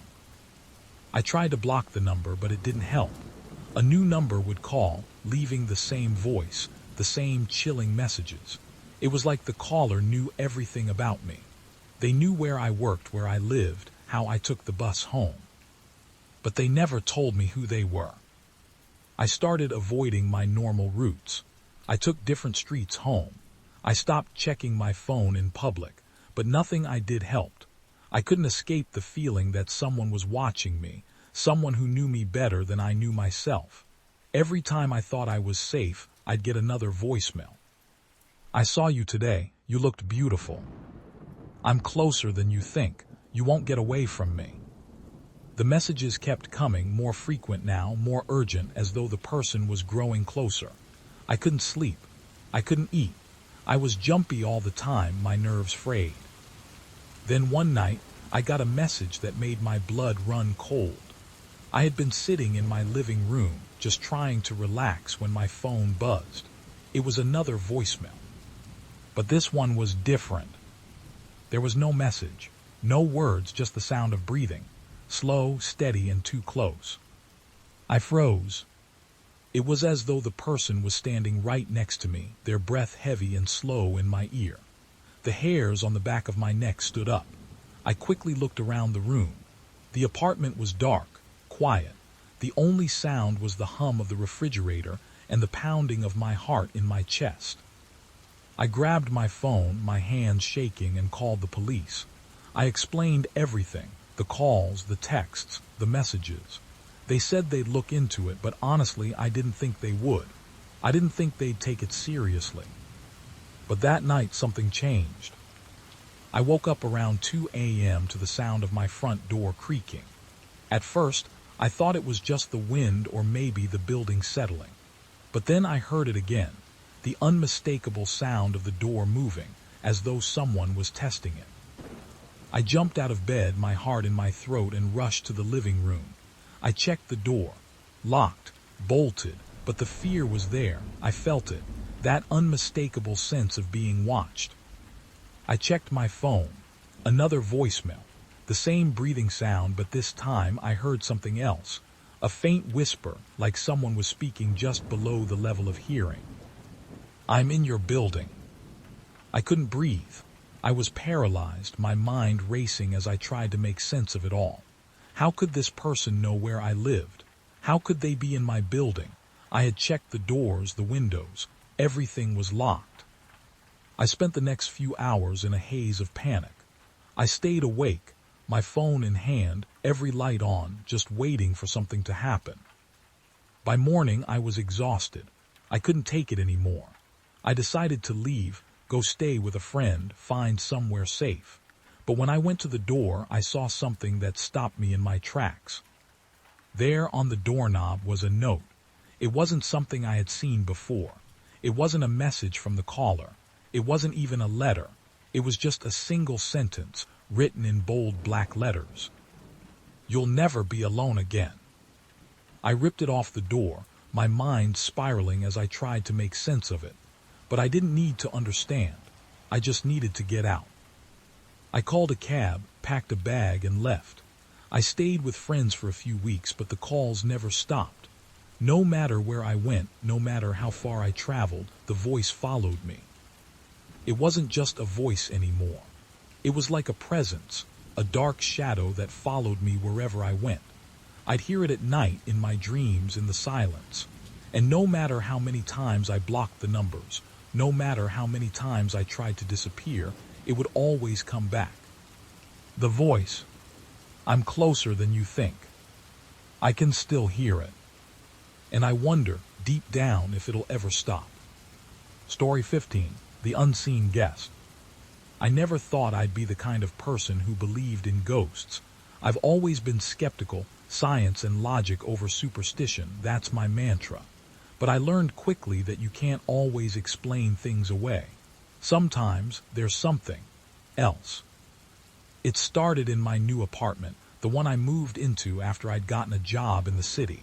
It wasn't much, just a one-bedroom with creaky floors and thin walls, but it was affordable and in the location I needed.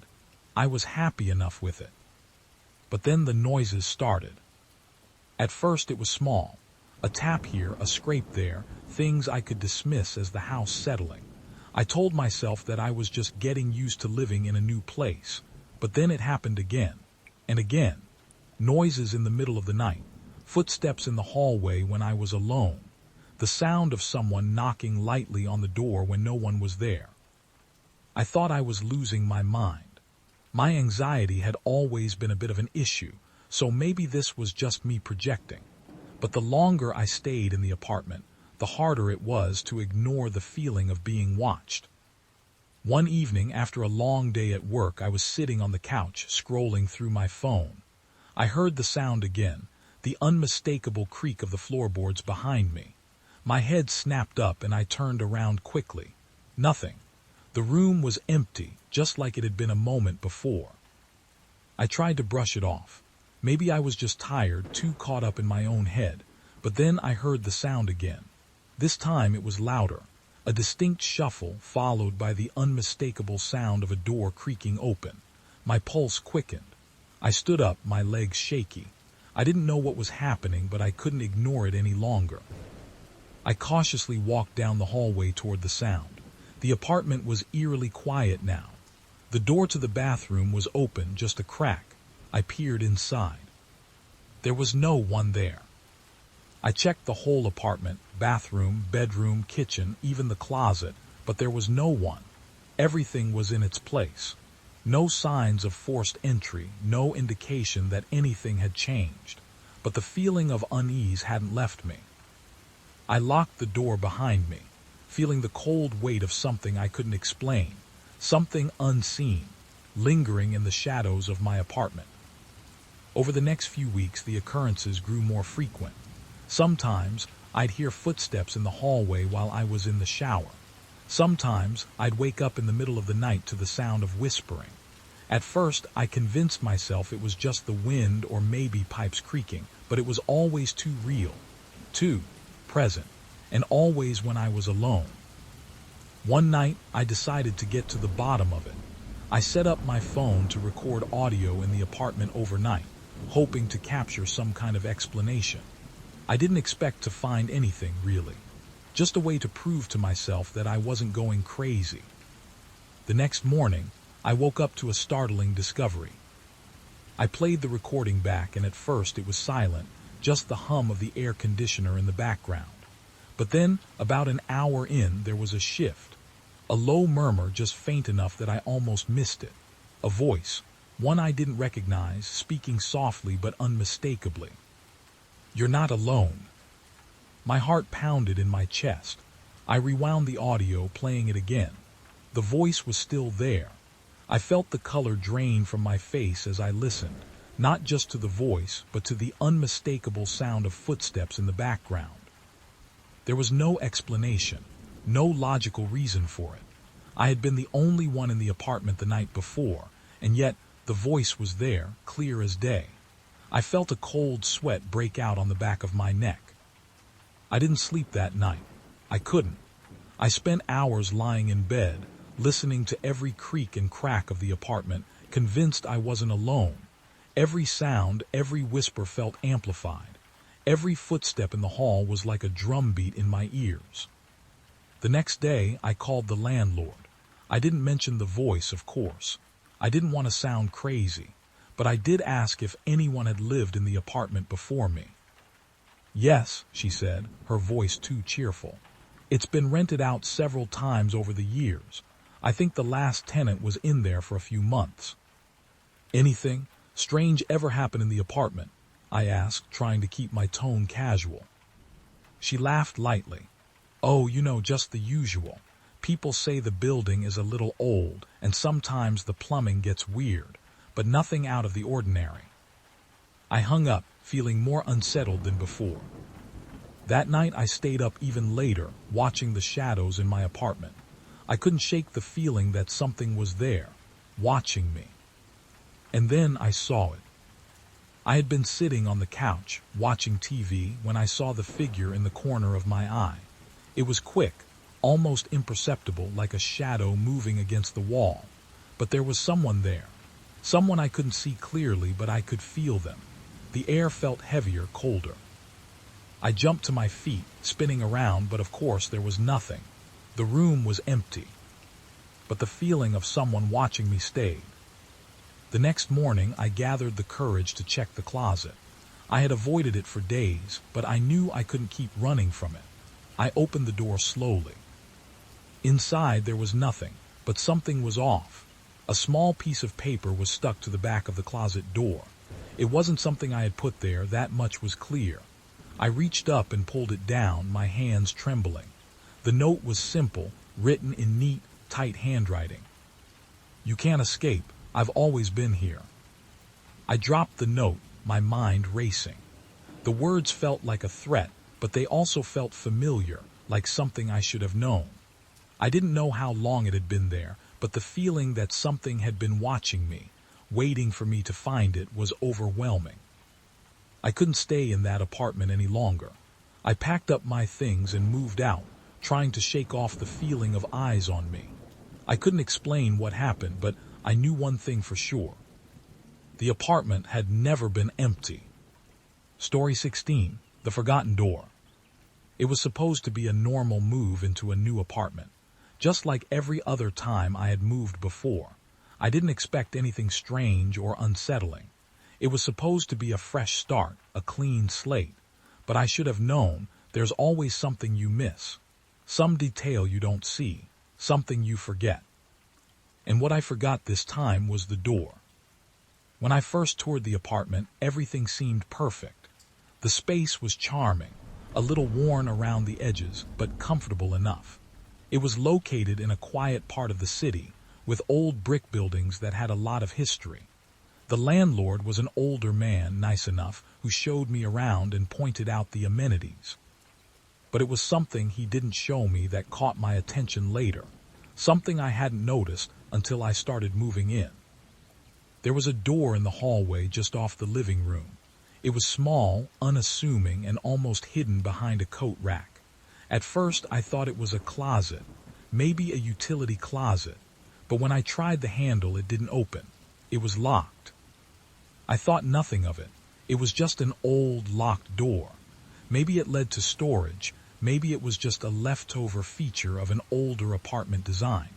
I didn't bother asking the landlord about it, but it bugged me. Why had he never mentioned it? The day I moved in, I unpacked everything, organized my stuff, and settled into my new space. But there it was, that damn door. Every time I passed it, I felt it calling to me. A locked door that never opened. That night I went to bed, but the thought of the door kept me awake. I couldn't stop thinking about it. Why had it been locked? Why hadn't I noticed it before? Why hadn't the landlord mentioned it? Eventually I fell asleep, but it wasn't peaceful. In the darkness of the apartment, I dreamed about that door. In my dream, it wasn't locked. It was open, wide open, and behind it there was something, waiting, something dark. I woke up in a cold sweat. The feeling lingered with me all day. That night, I decided to do something about it. I had to know what was behind that door. I grabbed a bobby pin, worked at the lock, and after a few tries, it clicked open. The door creaked on its hinges as I slowly pushed it open. At first, there was nothing, just darkness. But then, as my eyes adjusted, I could make out a room. It was small, barely larger than a closet, and covered in dust.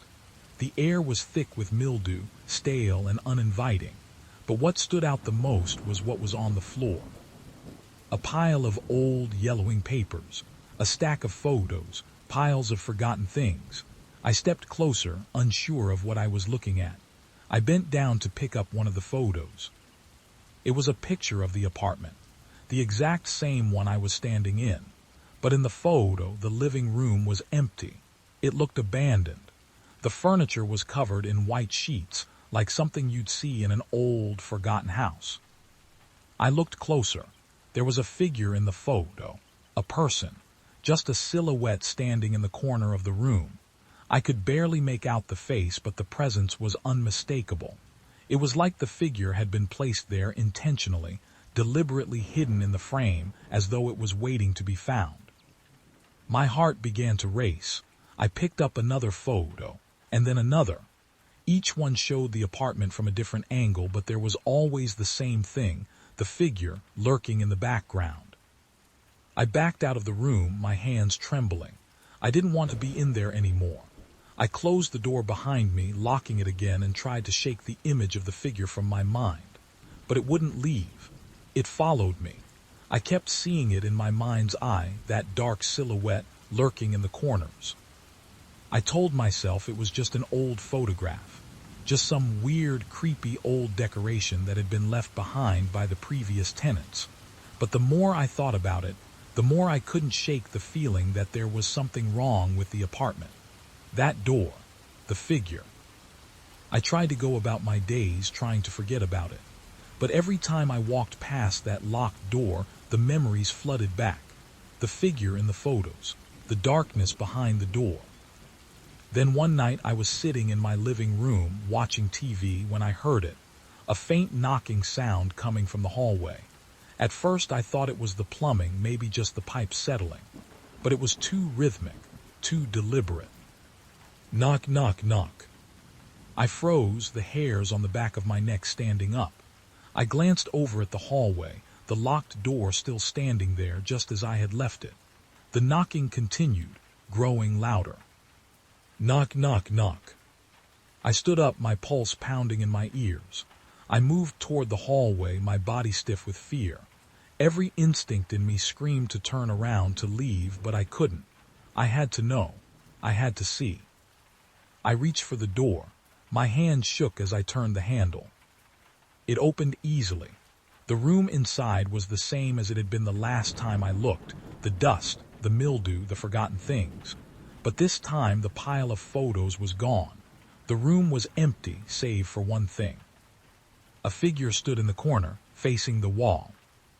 I stumbled back, heart pounding, my breath catching in my throat. I couldn't move. I couldn't speak. The figure didn't move either. It just stood there, unmoving, as though it had been waiting for me to find it. I slowly backed out of the room, never taking my eyes off the figure. I didn't close the door. I didn't lock it again. I ran out of the apartment, not stopping until I was outside. I never went back inside. I never went back to that apartment. I moved out the next day. The landlord didn't ask any questions, and I didn't offer any answers. As I walked away, I realized something. I didn't know what had happened in that apartment, but I knew one thing for sure. Whatever was behind that door, whatever that figure was, wasn't just waiting for me. It had been waiting for someone. And maybe it would wait forever. Story 17. The Silent Neighbor. When I first moved into the apartment complex, everything seemed normal. The place was cheap and had decent amenities, nothing fancy, but it worked for me. I didn't need much. I was young, just starting my career, and I was looking for something easy, nothing too big or overwhelming. The building itself was old, but that was part of the charm. It had that worn-down feel, the creaking floors and the slightly warped windows. The people who lived there were quiet, unremarkable. Most of them kept to themselves. I didn't mind. I was a bit of an introvert myself, and I liked the solitude. Then I started noticing him. He lived in the unit next door, number 204, I think. At first, I didn't really pay attention to him. He was a middle-aged man, always quiet, always out of sight. I saw him maybe once or twice in the hall, but he always kept his head down, never said a word, just passed me like I was invisible. But there was something about him that felt off. He never made any noise, ever. Not even the usual sounds you'd expect from a neighbor. No music, no conversations, no footsteps, no doors opening or closing. His apartment was a void. At first, I didn't think much of it. Maybe he was just a quiet guy, or maybe he kept his life to himself. But after a few weeks, the silence started to get to me. I had never noticed how loud the world could be until I began to pay attention to how quiet it was in his apartment. I could hear everything from my unit. The faint buzz of the refrigerator, the occasional rustle of leaves outside the window, the hum of my neighbors' TVs and conversations. But when I paid attention to the apartment next door, it was like there was nothing. Nothing at all. It bothered me, but I tried to brush it off. I didn't want to be that person who overanalyzed everything. Then one night, I woke up to a sound. It wasn't loud, just a soft scraping sound, barely audible but enough to pull me from my sleep. I sat up in bed listening. It came again, a dragging sound. It was coming from the wall that connected my apartment to his. My heart started racing. I pressed my ear to the wall, trying to hear more clearly.